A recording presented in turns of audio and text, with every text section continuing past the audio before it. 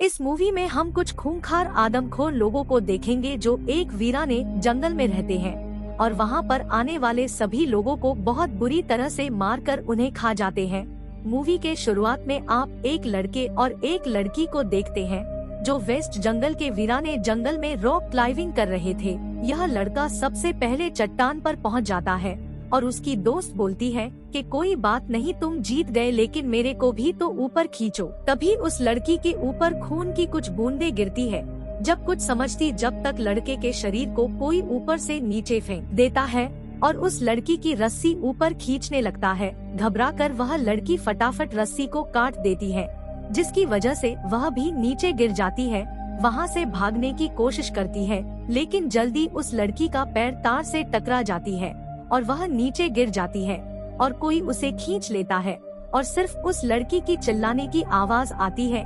इसके बाद हम न्यूज़ में इस इलाके में हो रही घटनाओं के बारे में देखते हैं कि यहाँ पर पहुँचने वाला कोई भी इंसान जिंदा वापस लौटकर नहीं आया। यहाँ पर आजकल बहुत सारी घटनाएं हो रही है। सीन बदलता है और 3 दिन बाद हम एक लड़के को देखते हैं जिसका नाम है किरिश। यह लड़का एक मेडिकल स्टूडेंट है जो इंटरव्यू देने जा रहा था। इसके लिए बहुत ही ज्यादा इम्पोर्टेंट था, लेकिन थोड़ी दूर जाने के बाद से रास्ते में एक बहुत ही तगड़ा ट्रैफिक जाम मिलता है।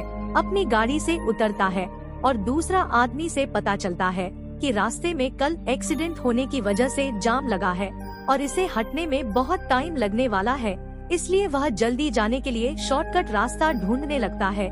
इस दौरान वह एक गैस स्टेशन पर पहुंचता है तो एक अजीब सा आदमी काम कर रहा था और इसके मालिक को कोई शॉर्टकट मालूम ना था। किरिश एक मैप में दिखता है जिसमें एक शॉर्टकट रास्ता मिलता है, लेकिन उस रास्ते पर रेड निशान था। फिर भी किरिश उसी रास्ते से होकर जाने का डिसाइड करता है और यह रास्ता वेस्ट वर्जीनिया के जंगलों से होकर गुजरता था और रास्ते में एक जानवर की लाश देखता है, जबकि दूसरी गाड़ी से टकरा जाती है, जिसकी वजह से दोनों गाड़ियों का एक्सीडेंट होता है और उसमें भी कोई नहीं था। शोर सुनकर उस गाड़ी के मालिक आते हैं और पूछते कि तुम ठीक तो हो, तुम्हें चोट तो नहीं लगी और तुम्हें रास्ते में इतनी बड़ी गाड़ी खड़ी भी नहीं दिखाई दिए। किरीश सबसे माफी मांगता है और कहता है कि मैं तुम्हारी गाड़ी का जितना भी नुकसान हो गया है उसके पैसे दे दूंगा, लेकिन तुम लोगों ने बीच रास्ते में गाड़ी खड़ी क्यों रखी है। यहाँ पर यह लोग बताते हैं कि उनकी गाड़ी पंचर हो गई है, शायद हमारी कार को किसी ने जानबूझकर किया है, हमें मदद के लिए पीछे वाले गैस स्टेशन जाना होगा। किरिश बताता है कि कोई फायदा नहीं है, वहीं से आ रहा हूँ, फोन भी काम नहीं करता और उसके स्टेशन का मालिक भी मेरे को काफी अजीब लग रहा था। इसके बाद कुछ लोग गाड़ी के पास रुकने का डिसाइड करते हैं और बाकी लोग मदद ढूंढने के लिए आगे बढ़ते हैं। रास्ते में वहाँ एक जानवर मिलता है जिसे देखकर ऐसा लगता है कि उसे बीच से चीर दिया हो। वो रास्ते में गाड़ियों के टायर जलते हुए दिखते हैं। यह सब काफी अजीब था, इधर कुछ ना कुछ तो गड़बड़ थी। इसके बाद ये लोग आगे बढ़ जाते हैं। वहीं कुछ लोग बात कर रहे होते हैं। तभी दीवान को झाड़ियों में से कुछ आवाज सुनाई देती है और वह उनका पीछा करते हुए झाड़ियों में चला जाता है। जब मुड़ के देखती है तो उसके पीछे तो युवान था ही नहीं। युवान को चिल्ला चिल्ला कर बुलाती है, लेकिन युवान का तो कुछ अता पता ही नहीं था। इसके बाद वही युवान को ढूंढने लगती है तो कुछ दूर आगे उसे कटा हुआ खान मिलता है, जिसे देखकर वह घबरा जाती है। तभी पीछे से कोई तार उसके मुंह में घुसाकर उसका काम तमाम कर देता है। यह लोग भी मदद के लिए जंगल में घूम रहे होते हैं। तभी थोड़ी दूर एक सुनसान जगह पर काफी सारी खराब गाड़ियां भी मौजूद थी, जो कि काफी अजीब बात थी। यह लोग मदद के लिए उसका दरवाजा खटखटाते हैं, लेकिन उसके अंदर तो कोई था ही नहीं और तभी एक साथी को जोर से लगी है, इसलिए सब लोग अंदर घुस जाते हैं और देखता है कि बहुत ही ज्यादा खराब खाना पड़ा हुआ था। इसके अलावा बहुत सारी अजीबोगरीब हथियार रखे हुए थे और सारी गाड़ियों की चाबियां रखी हुई थी और ऐसे बहुत सारे सामान थे जिन्हें देखकर यह लोग एकदम हैरान हो जाते हैं। एक साथी को जोर से लगा था, इसलिए वह फटाफट टॉयलेट में चली जाती है। वही करिश मौजूद फ्रीज को खोल कर देखता है तो उसे फ्रिज के अंदर बहुत सारे इंसानों के शरीर के पार्ट्स मिलते हैं। दूसरी तरफ जैसी को भी कमरे में वही तार मिलती है जिनसे उनकी गाड़ी पंचर हुई थी। उधर कार्ली को भी टॉयलेट में कटा हुआ सर दिखता है। अब यह चारों समझ जाते हैं कि यहाँ पर एक पल भी रुकना खतरे से खाली नहीं है। फटाफट उस कमरे से बाहर निकलकर भाग नहीं लगते हैं कि उस घर के मालिक भी आ जाते हैं। यह लोग फटाफट उसके पीछे वाले दरवाजे से बाहर निकलने का ट्राई करते हैं, लेकिन पीछे वाला दरवाजा भी बंद था, इसलिए सभी वहीं छुप जाते हैं। घर के मालिक भी आ जाते हैं और यहाँ पर इनके साथी को लाकर पटक देते हैं। यह वही आदमखोर थे जिनके बारे में हमें मूवी की शुरुआत में देखा था। इसके बाद आदमखोर फैसीन के लाश के टुकड़े टुकड़े कर देते हैं। अपनी आंखों के सामने किसी इंसान का टुकड़े हुए देखकर इनका दिल दहल जाता है और ये लोग बिना आवाज किए चुपचाप छुपे रहते हैं और मौके का इंतजार करते हैं।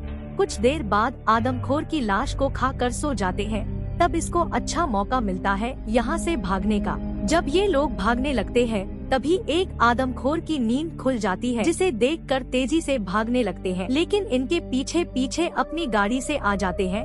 क्रिश लोगों से कहता है कि अगर हमें जंगल से निकलना है तो इनका गाड़ी चुराना पड़ेगा। आदमखोर का ध्यान भटकाने के लिए क्रिस आता है, लेकिन एक आदमखोर अपनी बंदूक से क्रिश के पैर में गोली मार देता है और घायल होकर गिर जाता है। और तभी स्कॉट भी दूसरी तरफ भागने लगता है और चिल्लाकर आदमखोर को अपनी तरफ बुलाने लगता है। उसे देखकर आदमखोर का पीछा करने लगते हैं।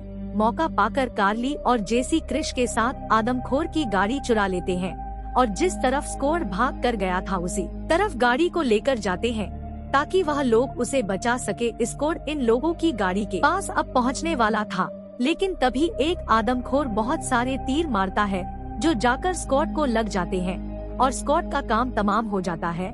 इससे पहले इन लोगों का भी यही हाल होता, ये लोग यहाँ से भाग जाते हैं। वहीं वह आदमखोर स्कॉट की लाश को अपने अड्डे पर ले जाते हैं। या तीनों की किस्मत इतनी खराब रहती है कि कुछ दूर आगे जाकर इनकी गाड़ी कीचड़ में फंस जाती है, जिसकी वजह से ही गाड़ी को छोड़कर पैदल आगे बढ़ना पड़ता है। वहीं आदमखोर इन लोगों का पीछा नहीं छोड़ा था। यह तीनों चलते चलते थक जाते हैं और एक जगह आराम करने के लिए रुकते हैं। कार्ली की नजर वहाँ पर मौजूद एक टावर पर पड़ती है, जिसे देखकर खुश हो जाते हैं कि अब शायद ऊपर कोई ना कोई मदद तो मिल ही जाएगी। यह तीनों फटाफट वॉच टावर पर चढ़ने लगते हैं, लेकिन ऊपर कोई आदमी तो नहीं था। लेकिन यहाँ पर ऐसी बहुत सारी चीजें थी जो इनके काम आ सकती थी, जैसी फटाफट क्रिश की चोट पर पट्टी बांधी है। वहीं कार्ली को भी एक रेडियो मैसेंजर मिलता है जिसके जरिए मदद मांगती है, लेकिन दूसरी तरफ से कोई रिप्लाई नहीं आ रहा था। जिसको बद टावर के नीचे वह तीनों आदमखोर को देखते हैं तो इन लोगों की तरफ ही पड़ रहे थे। क्रिश फिर फटाफट से टावर के एंट्री गेट पर बड़ा सा बॉक्स रख देता है ताकि वह आदमखोर अंदर ना आ सके और उसके फिर रेडियो पर मैसेज आने लगता है। तो कार्ली फटाफट अपनी लोकेशन बताती है, लेकिन जब तक आदमखोर उस रेडियो की तार खींचकर उसे तोड़ देते हैं। और इतना ही नहीं, वह आदमखोर एंट्री गेट पर आग लगा देते हैं और इन लोगों को कुछ समझ नहीं आता कि आखिर करे तो करे क्या, क्योंकि अगर यह लोग नीचे गए तो आदमखोर इनके टुकड़े टुकड़े कर देंगे और अगर यह लोग नीचे नहीं गए तो जलकर राख हो जाएंगे। इसके बाद सब लोग डिसाइड करते हैं और एक एक करके पेड़ पर कूद जाते हैं, लेकिन वह आदमखोर भी कम नहीं थे। टावर से पेड़ पर कूदते हुए देख लेते हैं, इसलिए उनमें से एक आदमखोर पेड़ पर चढ़ने लगता है। उस आदमखोर को ऊपर आता हुआ देखकर यह तीनों एक पेड़ से दूसरे पेड़ पर जाने लगते हैं। क्रिश और जेसी तो दूसरे पेड़ पर पहुंच जाते हैं, लेकिन कार्ली दूसरे पेड़ पर जाने में डर लग रहा था और वह बेचारी उसी पेड़ पर रह जाती है और वह आदमखोर पेड़ पर आ जाता है और अपनी कुल्हाड़ी से कार्ली का सर धड़ से अलग कर देता है। कार्ली की बॉडी नीचे आदमखोर के पास गिर जाती है और उसका सर ऊपर पेड़ पर ही लटका रहता है। इसके बाद वह आदमखोर क्रिश की तरफ बढ़ता है। क्रिश जानता था कि वह इस तरह से भागकर इसे बच नहीं सकता, इसलिए वह पेड़ की मोटी सी टहनी को खींचकर पकड़ लेता है और जैसे आदमखोर का ध्यान अपनी तरफ अटका दी है और जैसे ही वह आदमखोर जेसी के पास पहुंचता है, क्रिश उस पेड़ की टहनी को छोड़ देता है और वह जाकर आदमखोर को लगती है और वह आदमखोर पेड़ से नीचे गिर जाता है। अब इन लोगों को भागने का अच्छा मौका मिल जाता है और यह दोनों भागकर एक झरने के पास पहुंचते हैं और उसके पीछे छुप जाते हैं। आदमखोर भी इनके पीछे पीछे यहाँ पर आ जाते हैं, लेकिन वह नहीं देख पाते। इसके बाद क्रिश और जैसी रात किसी तरह झरने के पीछे बिताते हैं और सुबह उठकर यहाँ से आगे बढ़ते हैं। जब इनको रोड पर पुलिस की गाड़ी दिखती है, लेकिन ऐन मौके पर यहाँ पर आदमखोर भी आ जाते हैं और जेसी को पकड़कर क्रिश को नीचे धक्का दे देता है। क्रिश पुलिस वाले की गाड़ी तक पहुँचाता है और पुलिस से मदद मांगता है। तभी आदमखोर का एक तीर पुलिस वाले की आंख में आकर लगता है और पुलिस का काम तमाम हो जाता है। अब किरिश को मारने के लिए नीचे आता है। किरिश फटाफट से गाड़ी के नीचे छिप जाता है। आदमखोर नीचे नीचे देखता है, लेकिन क्रिश था ही नहीं, इसीलिए आदमखोर पुलिस वाले की लश गाड़ी में बैठाकर उसकी गाड़ी लेकर जाने लगते हैं और इसी बीच किरिश गाड़ी के नीचे लटक जाता है। अब यहाँ आदमखोर जैसी को काटकर उसे खाने की तैयारी कर रहे थे। आदमखोर पुलिस को लेकर यहाँ पर पहुँच जाता है, इसलिए थोड़ी देर के लिए जैसी की जान बच जाती है। यहाँ यह आदमखोर पुलिस वाले लाश के टुकड़े टुकड़े करने लगते हैं। इसके बाद जैसे ही वह जैसी को मारने के लिए बढ़ता है तो किरिश दरवाजे पर आग लगा देता है और उस गाड़ी को इनके घर में घुसकर इनको कुचल देता है। फिर किरिश निकलकर आदमखोर के सीने में एक रोड घुसा देता है। फिर जैसी को फटाफट खोल देता है और एक आदमखोर उठ जाता है और इसके ऊपर हमला कर देता है। जैसी वहाँ पर मौजूद आदमखोर के तीर से उसी को ही मार देती है और बाहर निकल जाते हैं। किरिश के पास जो बंदूक थी उसमें सिर्फ एक ही गोली मौजूद थी, इसलिए किरिश उस गाड़ी के फ्यूल में निशाना मारता है, जिसकी वजह से बहुत ही तगड़ा धमाका होता है और वह घर टूट जाता है। और फिर किरिश आदमखोर की गाड़ी को लेकर वहां से निकल जाते हैं और वापस उसी गैस स्टेशन पर पहुंचते हैं।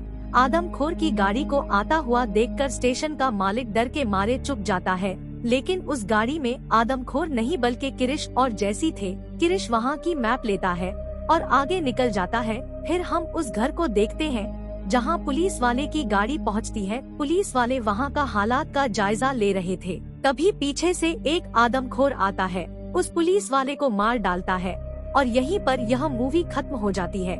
वीडियो को लाइक एंड सब्सक्राइब और शेयर जरूर कर देना एंड थैंक्स फॉर वॉचिंग।